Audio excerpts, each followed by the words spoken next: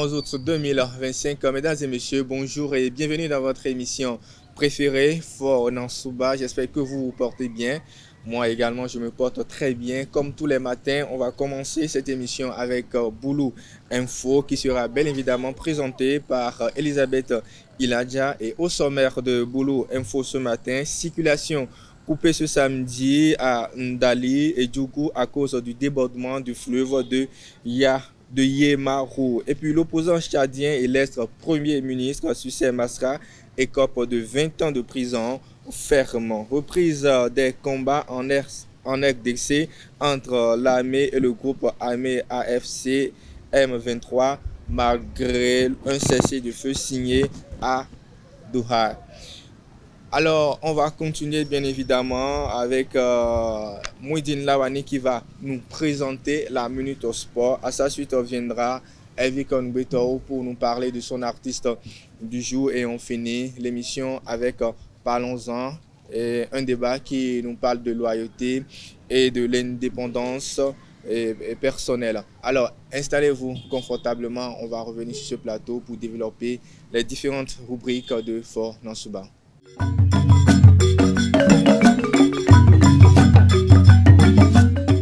De nouveau, bonjour chers amis internautes, nous sommes de plein pied dans Fort Nansouba de ce lundi 11 août 2025 et comme au sommaire, on démarre bien évidemment cette émission avec Boulou Info qui sera présentée par Elisabeth Iladja qui est déjà sur le plateau. Elisabeth, bonjour. Bonjour Marcel, bonjour à toutes. Ce matin, ça va? Très bien, ça va très bien. Oui, merci. Bon, j'avais dit bonjour à toutes. Bon, bonjour à toutes et à tous. Bon, c'est pas bien grave. Peut-être que c'est moi qui vous déconcentre. Il n'y a que des femmes. Il n'y a pas que des femmes qui regardent Boulou Info. Okay. Alors, ce matin, Boulou Info avec vous. Je vous laisse le micro. D'accord. Ce samedi 9 août, les eaux du fleuve Yemaru ont submergé le pont reliant Ndali à Djougou, rendant l'As totalement impraticable. La montée rapide du niveau d'eau a surpris de nombreux automobilistes contraints de faire demi-tour ou d'attendre sur place. Les autorités locales appellent à la vigilance et déconseillent toute tentative de traversée jusqu'à nouvel ordre. Après une longue attente, la tomate est enfin arrivée en abondance sur nos marchés. Nous sommes allés à la rencontre des bonnes dames vendeuses qui nous parlent des avantages de cette arrivée massive, mais aussi des conséquences que cela entraîne pour elles et pour les consommateurs. Elles sont au micro de Elvik Mbeto. La situation du tomate cette année, ça ne nous avantage pas trop. Ce n'est pas sorti au moment où on l'attendait. Normalement, si la tomate sortait vers les 20 mai, 25 mai, jusqu'en juin, juillet, qui est l'arrivée de la fête de Tabaski, c'est en ces moments que nous profitons un peu du marché. Parce que dans ces périodes, le Niger est en rupture de tomates. Les gens du Kandri sont en rupture de tomates et de Malanville et consorts. Mais si la fête de Tabaski s'approche, ils achètent beaucoup. Et franchement, on fait beaucoup de profit aussi en ces moments.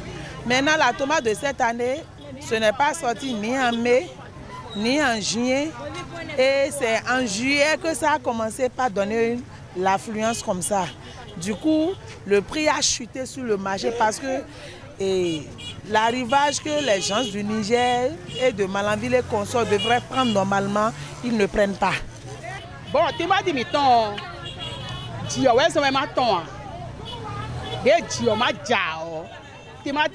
notre tomate n'est pas sortie à temps à cause de la pluie. Comme il n'y a pas de pluie, les gens arrosent les tomates et après l'arrosage, ça se fade. Maintenant, lorsqu'ils travaillent le coton, ils empêchent l'arrivée de la pluie. Et maintenant qu'il n'y a plus, la tomate vient de partout et nous sommes endettés, donc nous voulons de l'aide du gouvernement.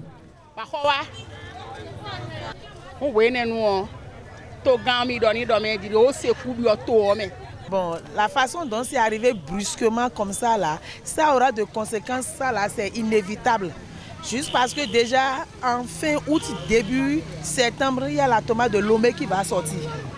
Donc, quand Lomé est là, la tomate du Bénin, ça ne se sent même plus parce que c'est plus joli, c'est plus ferme et la durée de vie est plus longue. Ce qui fait qu'ils prennent encore des paniers qui sont plus gros que nos paniers du Bénin. La tomate est encore moins chère au Togo qu'au Bénin. Donc en ce moment, quand on amène ça sur le marché, quand la tomate du Togo est là, Les clientes même ne veulent pas pour le Bénin parce que la rougeur, elle est là. Et la durée de vie aussi, elle est là. Donc, la différence est nette. Donc, en ce moment maintenant, il y a pour le Bénin qui est accusé de retard et l'affluence sera plus grande au moment où celui de Togo va sortir. Donc, tout serait mélangé.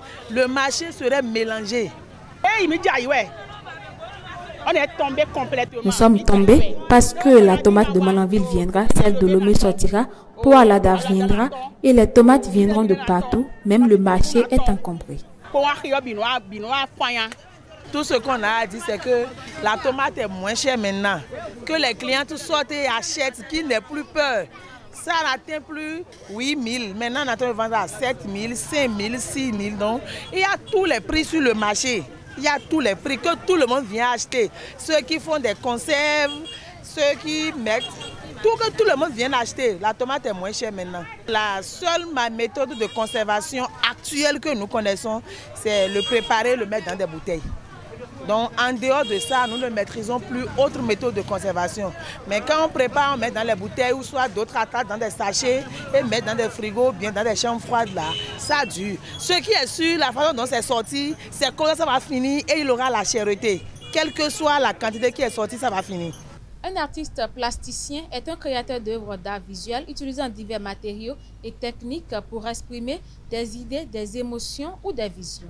Ces œuvres peuvent prendre de multiples formes, telles que la peinture, la sculpture ou d'autres créations de l'esprit. Eriomi, plasticien talentueux de Parakou, nous invite à plonger dans son univers créatif. Il est au micro de Marcel Koti, Mouidine Lawani et Elvik Mbetou.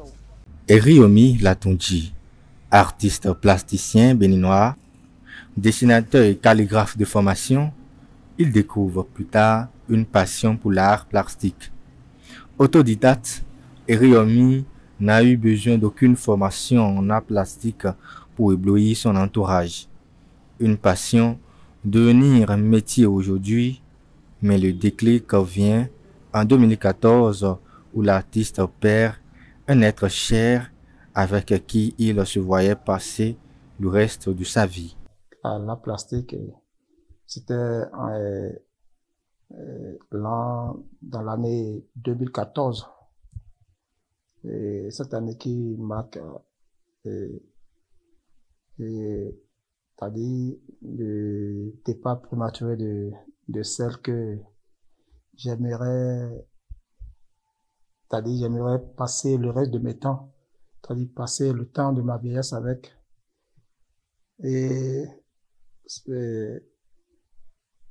c'est-à-dire cette épreuve qui a été tellement dure, touchant pour moi en ce temps et qui m'a poussé vraiment, qui a été vraiment la cause, c'est-à-dire cette cause qui m'a amené vers la plastique.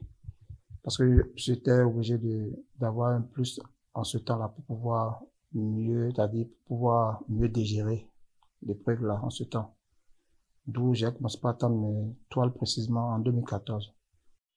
Pour lui, l'inspiration est spontanée et difficile à prévoir. On ne peut pas le dire exactement, parce que c'est quelque chose qui vient. Toi-même, tu ne sais pas quand ça se prend. Parfois, d'où c'est là où je vais aussi remercier celle avec qui je suis actuellement, qui m'aide beaucoup dans ce sens. Parce que parfois, je peux me réveiller à 4 h du matin, à 2 h du matin, si j'ai l'inspiration. Et peut-être déjà endormi, je peux commencer par chercher un cahier, un crayon, un bic pour écrire, bien pour dessiner quelque chose. Donc, on a envie de travailler seulement, ça vient seulement. Et si ça vient, c'est-à-dire, tu te sens obligé de faire quelque chose, quoi, de sortir ce que tu as reçu comme message. Parfois, c'est un texte qui te vient en tête, parfois, c'est les images. Tu peux regarder un simple mur comme ça debout et qui t'inspire. On voit des images dans le mur parfois aussi. Donc, c'est en quelque sorte un genre esprit qui vient et qui t'apporte le message que tu transmets sur toile ou bien sur le support. Ces œuvres, nombreuses, portent une forte charge expressive et témoignent de son vécu. Personnellement, quelqu'un de très talentueux. Il aime ce qu'il fait et il le fait très bien. Vous aurez même remarqué Tout ce qu'il y a ici comme décoration, c'est lui qui l'a fait. Et il met beaucoup de passion, il a de la passion pour son travail. Beaucoup de personnes même s'approchent un peu pour voir comment il travaille. La première fois, je crois, lorsqu'il était arrivé ici, j'ai été aussi éblouie d'une certaine manière par son travail. Je me suis rapprochée histoire de voir, de comprendre, mais j'ai vu que c'était d'abord une affaire de passion. Donc il aime très bien son travail et il le fait très bien aussi. La majorité même de nos clients n'arrêtent pas de faire des éloges. Ils sont très contents quand ils voient les décorations de ce genre parce que c'est aussi très atypique. Ça valorise un peu la culture africaine et parfois d'autres même demandent s'ils peuvent entrer en contact avec lui pour essayer de voir s'ils peuvent reproduire ce qu'ils voient ici chez eux. Donc c'est dire que c'est un travail qui se fait de manière très professionnelle et très appréciée. Je lui dirais de continuer dans cette lancée-là parce qu'il y a la nouvelle génération qui le suit, qui l'observe et il est déjà un modèle. Donc qu'il mette encore plus parce qu'on se dit que tant qu'il y a à faire, rien n'est encore fait. Donc essayer de booster cette nouvelle génération-là qui veut faire comme lui. La justice et la culture africaine sont les thèmes majeurs de son travail artistique. Bon, Eric, moi, très souvent, bon, j'ai pas un thème fixe précis, et sinon c'est ce qui me vient à la tête que j'essaie de projeter sur mes toiles comme mes sculptures. Bon, sinon la majorité de ce que j'ai déjà à faire, ça parle plus sur la justice, c'est-à-dire la compréhension entre le monde visible et l'invisible. Et surtout notre culture, d'où j'ai tiré, c'est-à-dire cette culture qui est la source de, je peux dire, de mes inspirations. Ouais. Donc aujourd'hui, on l'a beau et bien diabolisé. Ce que moi, selon moi, dans mes parcours, ce que j'ai vu que c'est-à-dire qui est faux, quoi. Et j'aime plus, c'est-à-dire défendre cette culture qui est le poids, qui est la réalité de ce que nous sommes, africains que nous sommes. Donc, la plupart de mes œuvres se basent souvent sur ce genre de, c'est-à-dire ce que c'est la culture, ce que est le bien, le côté, le bon côté de cette culture. Dans sa pratique, le découragement peut survenir, notamment par manque de moyens. Franchement, parfois ça vient. On a ce genre d'idées qui nous viennent aussi parfois. Mais puisque c'est pas un truc que je suis allé dessus, je suis en train de faire parce que je veux forcément, c'est-à-dire, bon, je veux forcément quelque chose, je veux forcément vivre de ça. Déjà, c'est une passion pour moi. Moi, quand je peins, pour moi, dans ma vie, c'est le meilleur moment où je passe dans ma vie. C'est-à-dire au moment où je suis en train de peindre. Donc, c'est déjà un bien pour moi. Mais parfois aussi, il faut aussi quelque chose. C'est-à-dire, il faut de l'aide, il faut quelque chose pour pouvoir... Il faut investir dans ce que tu fais. Donc, c'est là où on a besoin de moyens. Et si tu n'arrives pas à vendre aussi ton art, ça ne t'encourage pas. Mais on y fait avec. Déjà, que la population ne connaisse pas la valeur de l'art, tu n'es pas... On ne te considère pas comme il le faut. On ne sait pas ce que tu fais. Quand tu es plasticien, parfois on te dit que tu perds ton temps. Qu'est-ce qu'il fait? D'un, on te considère comme un délinquant. Parce que l'artiste, déjà, c'est quelqu'un qui veut vivre libre, qui veut être libre dans son habillement, dans son comportement, dans son dit, dans tout ce qu'il fait. Et il n'est pas toujours aimé par la population. Et la difficulté aussi, c'est le financement, surtout le financement. Pas moi maintenant qui suis ici, ce que j'ai, la majorité de ce que j'ai comme œuvre vient de ce que je gagne dans la calligraphie. Parce que je lui ai dit que je suis dessinateur et portraitiste. Donc, ce que je gagne là-bas, c'est ça que j'ai investi dans ce que je fais. Et je fais et dépose. Vous voyez, donc, ce sont les difficultés. Et si tu n'as pas aussi, rien, ça y est, tu n'as pas une famille déjà qui est prête pour toi à te supporter dans ce sens-là, Vous voyez que c'est le problème. Hein. Ouais, donc, ce sont des difficultés qu'on rencontre. Et surtout la vente. Tu fais, tu déposes, tu fais, tu déposes. Tu te dis un jour, ça va donner. Aujourd'hui, le plus grand rêve de Eriomi, c'est de pouvoir organiser une grande exposition de ses œuvres. Un rêve qui indubitablement sera réalisé au vu du pur talent que dégage l'artiste. Bonne chance à Eriomi Latunji, artiste plasticien passionné de son art. Au Tchad, la Cour criminelle a condamné ce 9 août l'ancien Premier ministre et président du parti Les Transformateurs, Sucé Masra, à 20 ans de prison ferme et au paiement d'1 milliard de francs CFA à l'État. Il est reconnu coupable de diffusion de messages à caractère raciste et xénophobe, d'association de malfaiteurs et de complicité de meurtre dans l'affaire Mandakao. Ses avocats dénoncent un procès politique et annoncent interjeter l'appel. En République démocratique du Congo, de violents affrontements ont éclaté ce week-end entre l'armée congolaise, appuyée par les Wazalendo, et le groupe armé AFC M23 dans les provinces du Nord et du Sud Kivu. Selon des sources locales, plusieurs localités dont Kanyola, Muzenzi et une partie de Moulamba seraient tombées aux mains des rebelles. Le gouvernement provincial accuse le M23 de violer le cessez-le-feu conclu à Doha, tandis que l'armée parle de désinformation. Des civils ont fui les zones touchées et des combats sont également signalés dans le territoire de Fizi. C'est tout pour l'info de ce matin. Merci de nous avoir suivis. Merci également à toi, Elisabeth Iladia, pour ces informations sportives. On va enchaîner toujours avec des informations. Et cette fois-ci, on va parler de sport. C'était des informations du monde. Hein. C'est maintenant que nous allons parler de sport et ça sera dans la minute de sport.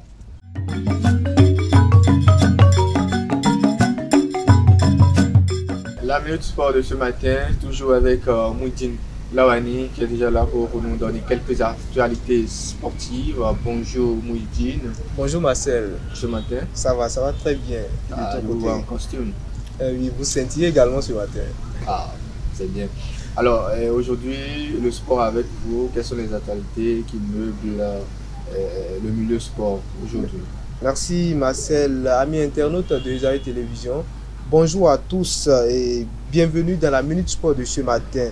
Ce samedi 9 août, la place Bioguera de Parakou a vibré au rythme du tournoi départemental de la lutte africaine. Au terme des affrontements intenses entre 8 clubs repartis en 5 catégories masculines et féminines, 2 équipes ont décroché le ticket pour représenter la Libori et le Borgou au championnat national prévu à Djougou. Il s'agit de Gouni Lutte Club et Aski Lutte Club. La Confédération africaine de football CAF a effectué le tirage au sort des préliminaires de la Ligue des champions CAF et de la Coupe de la Confédération 2025-2026 ce samedi dans les studios d'Azam Media à Dar es Salaam en Tanzanie. À l'issue du tirage, les 2 représentants béninois sont fixés sur leurs adversaires et le chemin à parcourir pour rejoindre les phases de groupe du tournoi d'Adier FC. Le vice-champion du Bénin va jouer au premier tour le champion de la Libye. En cas de réussite, le club d'Aplaroué va disputer le second tour face au vainqueur du duel entre l'ASCK du Togo et la RS Berkane du Maroc.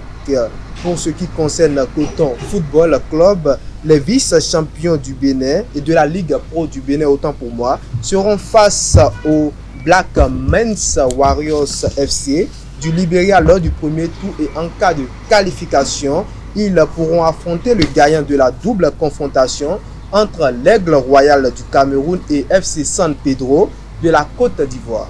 Toujours dans la Minute Sport de ce matin, le RC Lens féminin de Aude Bédissi, l'attaquante béninoise, a enregistré une 2e victoire ce samedi 9 août 2025 à l'occasion de son 2e test de préparation. Les Lensoises ont battu Standard de Liège féminin sur un score de 4 buts contre 1. L'attaquante béninoise a disputé la première période de la rencontre mais n'a pas marqué ni délivré une passe décisive. Ghost PSK de Junior Laitan s'est imposé ce dimanche pour le compte de la première journée de Trendiol Super League opposé à Rizet Sport Les jaunes et rouges ont gagné par 3-0. Le milieu offensif béninois était titulaire et a joué 62 minutes avant de céder sa place. Avec 3 points, Gozepe prend temporairement la première place du championnat.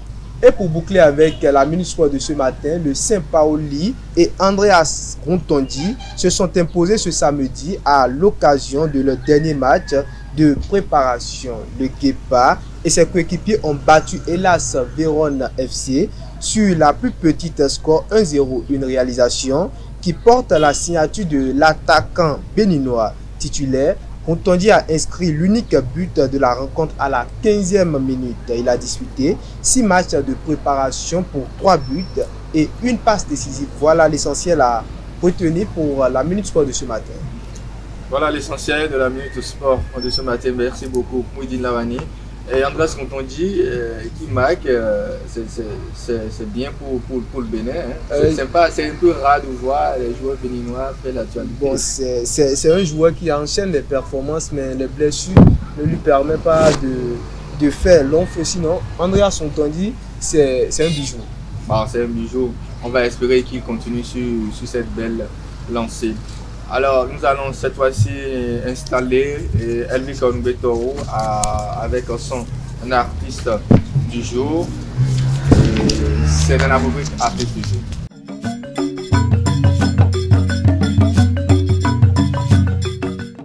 L'artiste du jour, votre rubrique culture avec Elvic Onubetoro. Aujourd'hui, il nous parle de Yasalam, un artiste musicien, auteur et compositeur. Elvic, bonjour. Bonjour Marcel Kouti. Yasalam. Yasalam. C'est de lui qu'il s'agit dans l'artiste du jour. Effectivement. Allez-y. Amis internautes des Air Télévision, bonjour. Yasalam, à l'état civil, Tata Mustafa, est un artiste musicien, auteur, compositeur béninois. Il compte à son actif plusieurs titres marquants tels que Yege Yege, Salam Alaikum, Wendia et bien d'autres qui ont marqué la musique béninoise. Fidèle à son registre musical, il s'impose comme l'une des figures emblématiques de la musique septentrionale, se distinguant par sa diversité des langues qu'il emploie dans ses chansons. Fier représentant du Nord Bénin, il valorise sa culture et ses traditions à travers sa musique, son style vestimentaire et la mise en scène dans ses clips. Après le lancement audio de son single Mbayi, qui signifie Tu vas me tuer en langue d'Indi, abordant la thématique de l'amour, Yasalam a sorti officiellement le clip le 26 juin 2020. Mbayi s'est inscrit dans les tendances à séduire le public par son authenticité et sa force émotionnelle. C'est tout pour l'artiste du jour. Merci beaucoup et c'est tout pour l'artiste du jour. Yasalam, c'est pas quand même, c'est pas un petit hein, dans le milieu, c'est un grand artiste du Nord. Alors, c'est toujours un plaisir de vous recevoir ici et de faire un peu la promotion des artistes du Nord. Je pense que beaucoup sont en train de prendre le pas et sur les réseaux, on en parle un peu partout. Au Ezao TV, et quand même, on sort ces artistes-là de l'ombre pour les révéler à la lumière. Merci pour le travail. Et on finit donc cette émission du lundi 11 août 2025. Fort Nansouba, Stop FM, on se retrouve demain pour un nouveau numéro.